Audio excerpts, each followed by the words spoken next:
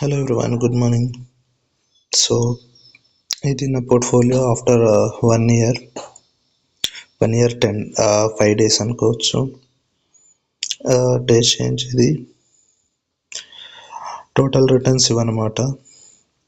Multi cap 1 year old కాదు, రీసెంట్గా add చేసాను, 6 months అనుకోవచ్చు. మిగతా పోర్ట్ఫోలియో ఇవి.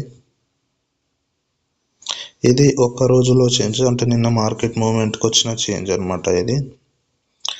సో నిన్న ఫ్లాట్గా గ్రీన్గా ఉంది కాబట్టి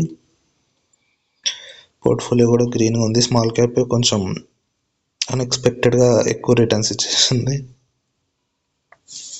ఇది XIRRs of each mutual fund.